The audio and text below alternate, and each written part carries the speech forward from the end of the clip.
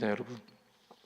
계속해서 열왕기하 6장의 내용으로 우리 함께 말씀을 쭉 나누고 있지요. 오늘의 본문의 내용을 이해하자면 아람 군대가 이스라엘을 공격하기 위해 지금 사마리아를 에워싸고 있습니다.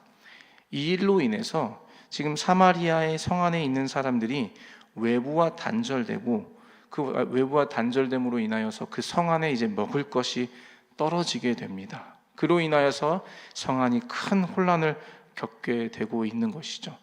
오늘 말씀해 보니 그 성 안에 이 경제적으로 어떤 큰 환란이 있는지를 우리가 구체적으로 알 수 있는 내용이 있는데요. 그 내용이 바로 나귀머리 하나에 은 80세겔에 팔리고 있다라는 이 기록이 있고요. 또 하나는 비둘기똥 4분의 1이 은 5세겔에 팔리고 있다라는 성경의 말씀의 기록을 볼 수가 있습니다. 그때 당시에 이 세겔이라는 것은 무게를 재는 한 단위로 사용된 말이었는데요. 한 사람이 나흘 동안 일하여서 받는 품삯이 한 세겔이라고 합니다. 그러니까 한 세겔이라는 그 단위는 그 값어치는 한 사람이 나흘 동안 일하여 얻는 품삯이라고 한다라는 것이죠. 그러면 지금 나귀머리 하나에 은 80세겔에 팔린다라고 한다면 여러분, 이 값어치가 지금 얼마나 큰 값을 얘기하는지 여러분 짐작을 하실 수가 있을 것입니다. 비둘기똥 4분의 1, 여러분 비둘기똥을 어떻게 사용했는지는 모르겠지만 그때 당시 어떻게 사용했었나 봐요. 비둘기똥의 4분의 1이, 하나도 아닌 4분의 1이 은 5세겔에 팔리고 있다는 거. 그러면 한 세겔이 사흘치 품삯에 해당하니까 약 한 사람이 20일 동안 일하여서 벌어둔 돈을 비둘기똥 4분의 1밖에 살 수 없는 그러한 지금 상황에 놓여 있다는 것이죠. 어찌됐든 간에 지금 그 성안이, 사마리아의 성안이 지금 경제적으로 큰 혼란을 겪고 있고 먹을 것이 없는 것 때문으로 인하여서 좀 많은 사람들이 어려운 가운데 있다는 것을 우리가 알 수 있는 것이죠. 먹을 것이 없어서 이제는 어떤 일까지 벌어지는가 봤더니 자식을 삶아 먹는 일들까지 일어나고 있다는 것이에요. 이러한 비극적인 일들을 들은 이스라엘 왕, 그때 당시에 이 이스라엘 왕은 여호람이라는 왕이었죠. 여호람은 이 모든 일이 하나님의 사람인 엘리사 때문이라고 생각을 하게 됩니다. 그래서 엘리사를 죽이려고 결심하여 사람을 그에게 보내게 되죠. 자신을 죽이려는 계획을 간파한 엘리사는 자신을 찾아온 왕의 사자에게 내일 이맘때에 모든 상황이 회복될 것이라는 하나님의 말씀, 여호와의 말씀을 대신 증거합니다. 그러나 오늘 본문의 마지막에 보면 그 왕의 장관이죠. 이 사자는 그 엘리사의 말, 하나님의 말씀을 믿지 못합니다. 네가 눈으로 보지만은 먹지는 못하리라. 이 말씀은 네가 죽임을 당할 것이다. 이렇게 말씀을 하고 있는 것이죠. 이것이 바로 오늘 본문의 주된 내용인 것이죠. 오늘 이 말씀을 통해서 저와 여러분이 한 가지 가지고 이 말씀을 봐야 될 관점은 이 절망과 비극의 상황에서, 그러한 절망과 비극의 상황이 우리에게 다가오는 그 시간 속에서 하나님 앞에서 우리는 어떻게 해야 하는지를 우리가 좀 살펴보기를 원한다라는 것이에요. 구약 성경에서 흔히 이스라엘에게 일어나는 전쟁과 어떠한 비극은 이스라엘의 범죄에 대한 결과로, 그 범죄에 대한 대가로 이해할 수 있습니다. 쉽게 말하면요, 이스라엘이 하나님을 섬기지 않고 우상을 섬기는 일을 계속 이어가는 가운데 하나님께서 이스라엘에게 주시는 하나의 회초리, 정신을 좀 차려라라고 하는 어떠한 한 의미로 하나님께서 허락하시는 일이 바로 주변의 나라들로 하여금 이스라엘을 치게 만드시는 일들이라는 것이죠. 이것이 바로 하나님의 경고인 것이죠. 오늘 말씀해 보시면 지금 아람 군대가 이스라엘을 에워쌌다, 사마리아 성을 에워쌌다라고 말씀하고 있는데, 이러한 일에 대한 결과는, 이런 일에 대한 원인은 바로 이스라엘의 하나님 말씀에 순종하지 않고 하나님의 말씀을 떠나고 주님을 인정하지 않고 주님을 의지하지 않은 그것에 대한 결과라고 볼 수 있다는 것이죠. 하나님께서 드시는, 다른 나라들을 통하여서 하나님께 회초리를 드시는 하나님의 경고인 것을 우리가 볼 수 있다는 것이에요. 오늘 아람 군대가 이 사마리아를 에워싸고 있는 일과 그로 인해 먹을 것이 없어 아들을 잡아먹는 이런 비극적인 일은 이스라엘이 하나님을 온전히 섬기지 않고 오랜 시간 동안 우상을 섬기며 하나님을 의지하지 않는 것에 대한 하나님의 분명한 경고라는 것이에요. 그런데 이러한 하나님의 경고의 말씀 앞에 이 이스라엘 왕 여호람이라는 왕이 어떻게 반응하는지 우리가 좀 살펴봐야 될 것이에요. 30절 말씀을 한번 같이 보실까요? 30절 말씀 한번 같이 보시겠습니다. 30절 말씀 같이 한번 읽어볼까요? 시작. 왕이 그 여인의 말을 듣고 자기 옷을 찢으니라. 그가 성위로 지나갈 때에 백성이 본즉 그의 속살에 굵은 배를 입었더라. 아멘. 여러분, 지금 왕이 그 여인의 지금 도움을 요청하는 그 청을 듣고 나서 행했던 일이 무엇인가 하면 자기 옷을 찢고 굵은 베옷을 입었다고 합니다. 구약 성경을 많이 보신 분들은 잘 아시겠지만 여러분, 자기 옷을 찢고 굵은 베옷을 입고 혹은 죄를 뒤집어 쓴다라는 어떤 그러한 의미는 내가 슬퍼하며 애통하며 회개한다라는 의미가 그 행위 안에 포함이 되어 있다는 것을 우리가 잘 알고 있죠. 그렇다면 이 30절에 이 여호람 왕이 지금 일어난 상황에 대해서 자기가 옷을 찢고 굵은 베옷을 입으면서 하나님 앞에 회개하는 것처럼 보이긴 합니다. 그 행위를 보자면요. 그런데 실상은 여호람은 하나님께 하지 않고 있다는 것을 우리가 금방 알 수 있다는 것이에요. 어떻게요? 그 이후에 31절의 말씀을 보시면 이 왕이 이렇게 고백을 하죠. 31절 한 번만 더 같이 읽어볼까요? 31절입니다. 시작. 왕이 이르되 사밧의 아들 엘리사의 머리가 오늘 그 몸에 붙어 있으면 하나님이 내게 벌 위에 벌을 내리실지로다 하니라. 아멘. 여러분, 무슨 말입니까? 하나님의 사람인 엘리사가 오늘 그 목이 그 몸에 붙어 있으면 하나님이 내게 벌을 내리신다. 이 말은 무엇입니까? 내가 하나님의 이름을 걸고 맹세하는데 내가 오늘 반드시 엘리사를 죽이겠다. 지금 이러한 고백을 하고 있다는 것이에요.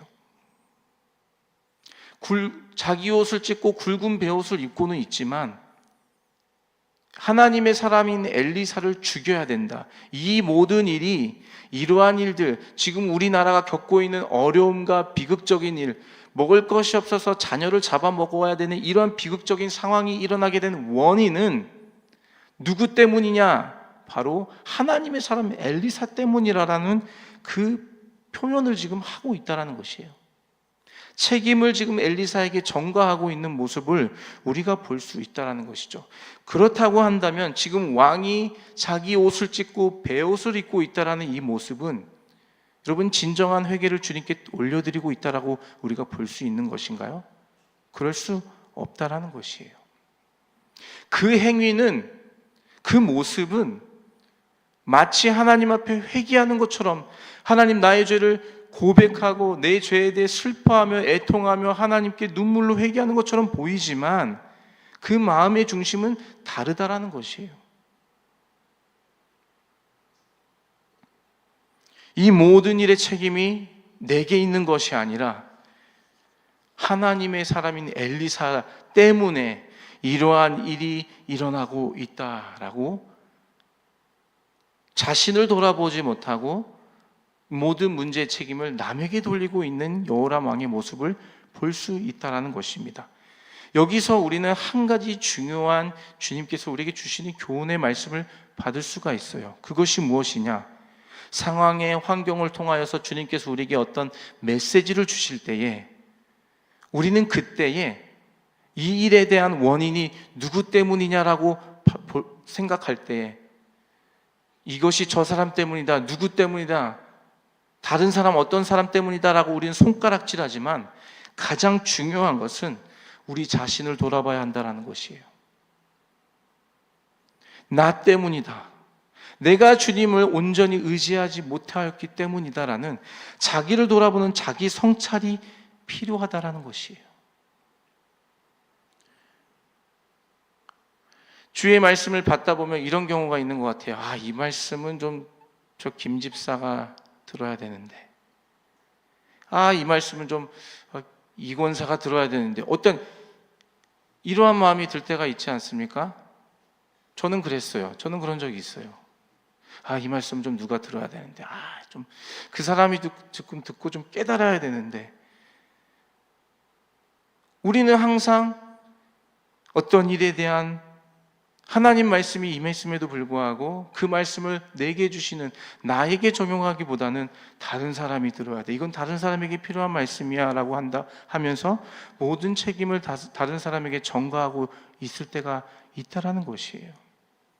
그런데 오늘 말씀에서 주님께서 우리에게 분명하게 말씀하시는 것은 이 절망과 비극의 시간 속에서 하나님께서 상황과 환경을 통해 우리에게 주시는 말씀과 그 경고의 메시지를 다른 사람이 아닌 나를 돌아보는, 자기를 성찰하는데 그것을 돌아보라고 주님께서 말씀하고 계시다라는 것입니다. 여호람은 자신을 돌아보기는커녕 엘리사 선지자로 인해 이러한 비극이 일어난다고 어리석은 생각을 갖고 있었습니다. 그래서 그를 죽이려고 했던 것이죠. 참된 믿음의 사람은요, 절망과 비극적인 일들을 통해 자신을 하나님 앞에서 돌아보는 사람이 참된 믿음의 사람인 줄로 믿습니다. 상황에 일어나는 일들을 통하여서 나 자신을 주님 앞에 스스로 먼저 돌아보는 자기 성찰이 있는 사람들이 참된 믿음의 사람이라는 것입니다. 다른 사람을 원망하고 미워하며 그 사람 때문이라는, 누구 때문이라는 생각이 우리 안에 있다면 오늘 이 말씀을 통해 이 모든 것이 나의 연약함 때문이다, 내가 하나님보다 다른 것을 더 의지했기 때문에 내가 헛된 우상을 따르며 살고 있지 않은지를 돌아봐야 한다라는 것이죠. 이것이 첫 번째로 우리가 이 말씀을 통하여서 우리의 삶에 적용해야 될 것, 우리의 스스로를 주의 말씀을 통하여 먼저 나를 돌아봐야 한다는 것, 이 말씀이라는 사실입니다. 또 한 가지 우리가 주목해야 할 것은 이스라엘 왕 여호람이 엘리사에 대하여 원망이 가득하여 그를 죽이려고 했던 이 모든 일에 대한 그 본질의 마음은 사실 하나님에 대한 원망이라는 것이에요. 엘리사를 향하여 원망을 하고 있지만 그때 그로 인하여서 이러한 일이 일어났다, 이러한 비극이 우리 안에 일어났다라고 고백하고 그를 죽이려 하고 있지만 사실은 그 원망은 하나님에 대한 원망이라는 것이에요. 엘리사에게 모든 책임을 전가하며 엘리사를 죽이려 한 여호람의 마음 깊은 곳에는 이 하나님에 대한 원망이 숨어 있다는 것을 우리가 알 수 있는데요, 그것을 알 수 있는 본문의 말씀이 바로 27절입니다. 27절의 말씀 같이 한번 읽어볼까요? 27절 같이 읽어보겠습니다. 시작. 왕이 이르되 여호와께서 너를 돕지 아니하시면 내가 무엇으로 너를 도우랴? 타작마당으로 말미암아 하겠느냐? 포도주틀로 말미암아 하겠느냐 하니라. 지금 여인이 찾아와서 왕에게 도움을 구하잖아요. 우리를 좀 도우소서. 그랬더니 이 왕이 그 여인에게 이렇게 얘기하는 거야. 이렇게 얘기하고 있습니다. 여호와께서 너를 돕지 아니하시면 내가 무엇으로 너를 도우랴? 여러분, 이 말을 들어보면요, 이 왕이 좀 믿음이 있는 사람처럼 보여요. 느껴져요. 마치 여호람 왕이 하나님이 우리의 도움이라는 것을 고백하는 것 같아요. 이 말을 그냥 들어보면요, 여호와께서 도와주지 않으면 우리가 어찌 너를 도우랴? 그렇게 들리지 않으신가요? 그런데 여러분, 실상은 그렇지 않다라는 것이에요. 이것은 하나님 때문에 지금 이런 지경이 됐는데 내가 뭘 어떻게 하란 말이냐, 지금 이러한 뉘앙스가 이 말씀 안에 숨어 있다라는 것이에요. 하나님이 우리의 도움이시다라고 고백하는 것이 아니라, 아니 지금 이러한 일이 일어난 것은 하나님이 이렇게 하신 건데 내가 지금 뭘 어떻게 하냐 말이냐, 내가 뭘 어떻게 하란 말이냐, 지금 이와 같은 의미를 갖고 있다라는 것이에요. 책임을 주님께 전가하는 이 모든 것이 주님 때문이다, 하나님 때문이다라고 말하고 있는 여호람 왕의 모습을 볼 수 있다는 것이에요. 이와 비슷한 맥락의 고백을 왕이 보낸 이 사신 장관에게서 들을 수가 있는데요. 33절의 말씀입니다. 우리 33절 한 번 더 같이 읽어볼까요? 33절 시작. 무리와 말을 할 때에 그 사자가 그에게 이르니라. 왕이 이르되 이 재앙이 여호와께로부터 나왔으니 어찌 더 여호와를 기다리리요. 아멘. 이 재앙이 여호와께서 일으키신 것인데 내가 언제까지 여호와가 일으키시는 이런 재앙 앞에서 가만히 있을 수 있느냐? 지금 이러한 의미를 내포하고 있는 것입니다. 지금 여호람은 단순히 엘리사에 대해 원망하는 것이 아니에요. 그 마음 안에는 하나님에 대한 원망으로 좀 가득 차 있습니다. 우리에게 이 말씀을 적용하면 이렇게 적용할 수 있을 것 같아요. 만약 우리가 누군가를 정죄하고 판단하고 어떠한 일어난 일에 대한 책임이 그 사람에게만 있다고 생각하고 그로 인하여서 그를 원망하고 있다면 어쩌면 그것은 그 사람에 대한 원망이 아니라 이러한 일을 허용하시고 일으키시는 절대자 주권자이신 하나님에 대한 원망을 우리가 갖고 있다는 것이죠. 하나님, 이러한 비극적인 일을 왜 내게 허락해 주시는 것입니까? 그 마음 깊은 곳에는 절대자 주권자이신 이러한 일들을 허용하게 하신 하나님에 대한 원망이 숨어 있다는 것이에요.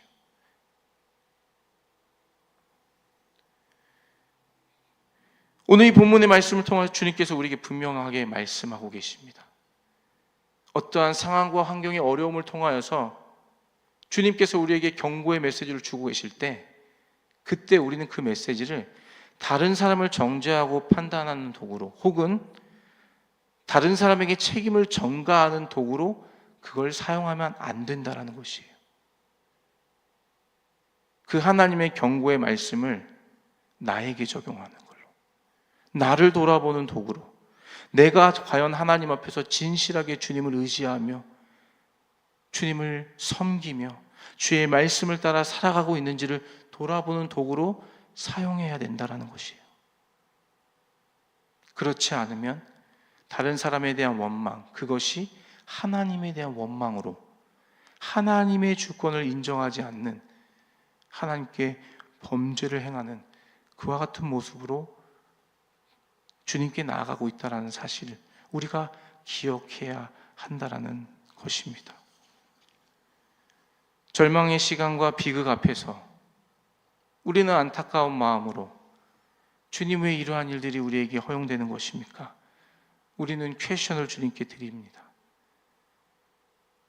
그러면서 한편으로는 우리가 주님께서 이 일들을 통하여 과연 나에게 무엇을 말씀하고 계시는지, 주님이 이 일들을 통하여 나에게 어떠한 말씀을 하고 계신지를 철저하게 돌아보며 하나님 말씀 앞에 나를 비춰보며 그 말씀 앞에 겸손히 엎드리는 그러한 모습으로 우리가 주님 앞에 나아가야 될 줄로 믿습니다. 주님께서는 때론 절망과 비극적인 일들을 허락하심으로 우리가 주님 앞으로 다시 엎드리기를 원하신다는 것입니다. 모든 상황이 다 그렇다고 말할 수 없지만 시험이라 말하는 우리 안의 고민과 근심거리는 하나님께서 우리를 다시 회복시키기 위하여 주시는 기회라는 것이에요. 중요한 것은 우리가 그 기회를 잡아야 됩니다. 어떻게 해요?